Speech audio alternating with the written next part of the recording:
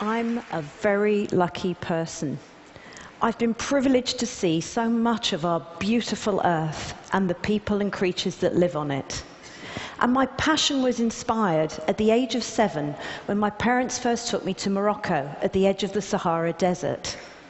Now imagine a little Brit, somewhere that wasn't cool and damp like home. What an amazing experience. And it made me want to explore more. So, as a filmmaker, I've been from one end of the earth to the other, trying to get the perfect shot and to capture animal behavior never seen before. And what's more, I'm really lucky because I get to share that with millions of people worldwide.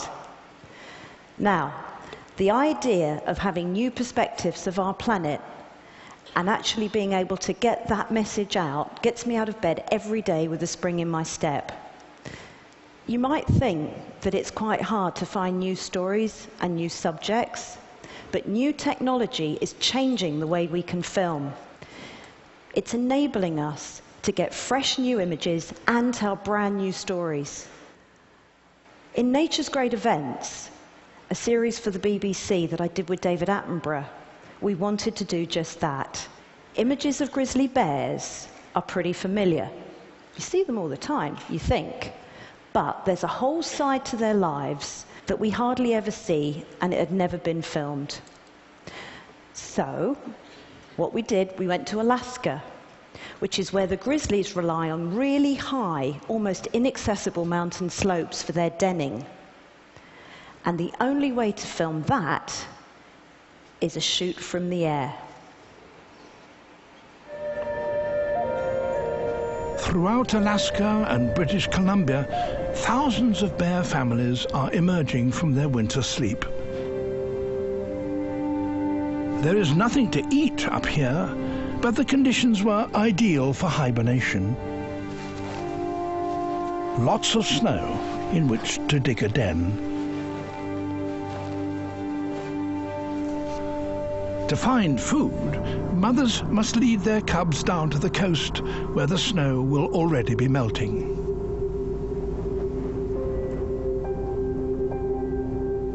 But getting down can be a challenge for small cubs.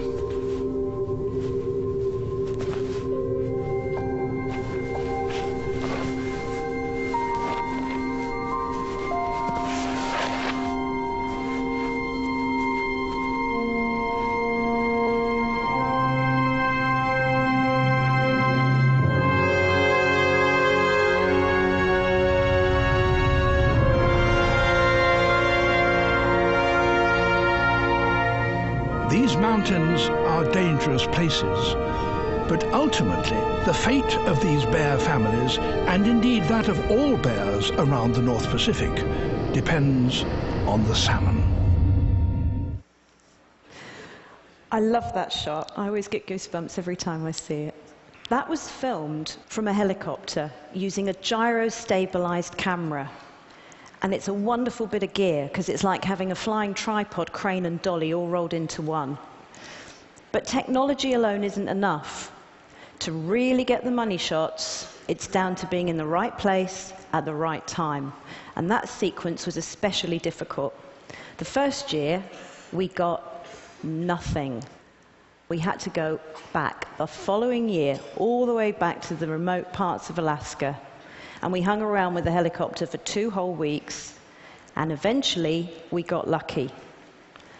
The cloud lifted, the wind was still, and even the bears showed up, and we managed to get that magic moment.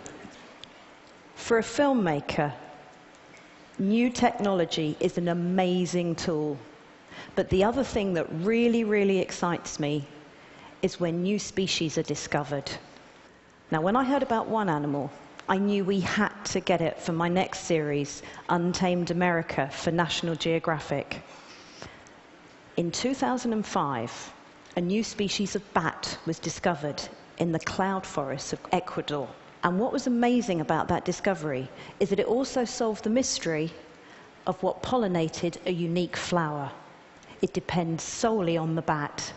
Now, the series hasn't even aired yet, so you're the very first to see this. See what you think.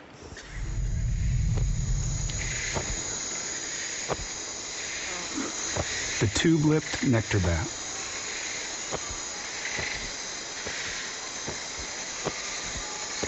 A pool of delicious nectar lies at the bottom of each flower's long flute.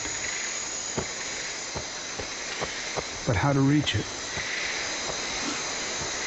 Necessity is the mother of evolution.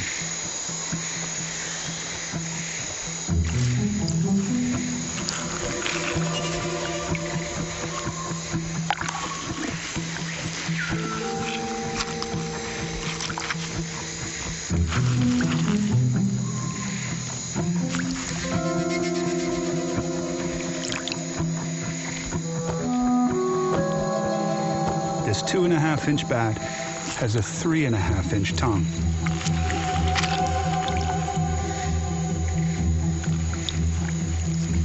The longest relative to body length of any mammal in the world.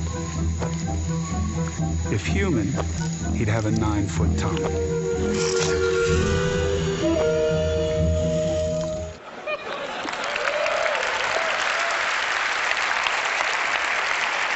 What a tongue. We filmed it by cutting a tiny little hole in the base of the flower and using a camera that could slow the action by 40 times. So imagine how quick that thing is in real life. Now, people often ask me, where's your favorite place on the planet? And the truth is, I just don't have one. There are so many wonderful places. But some locations draw you back time and time again. And one remote location, I first went there as a backpacker. I've been back several times for filming, most recently for Untamed Americas. It's the Altiplano in the high Andes of South America. And it's the most otherworldly place I know. But at 15,000 feet, it's tough. It's freezing cold, and that thin air really gets you. Sometimes it's hard to breathe, especially carrying all the heavy filming equipment. And that pounding head just feels like a constant hangover. But the advantage of that wonderful thin atmosphere is that it enables you to see the stars in the heavens with amazing clarity. Have a look. Some 1,500 miles south of the tropics, between Chile and Bolivia, the Andes completely change. It's called the Altiplano, or High Plains, a place of extremes and extreme contrasts, where deserts freeze and waters boil. More like Mars than Earth. It seems just as hostile to life.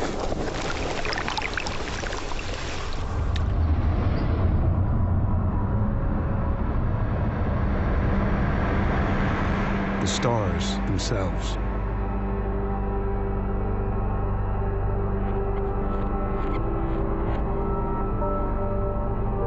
At 12,000 feet, the dry, thin air makes for perfect stargazing.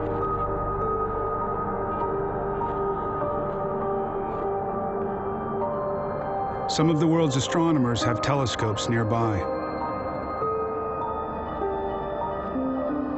But just looking up with the naked eye, you really don't need one.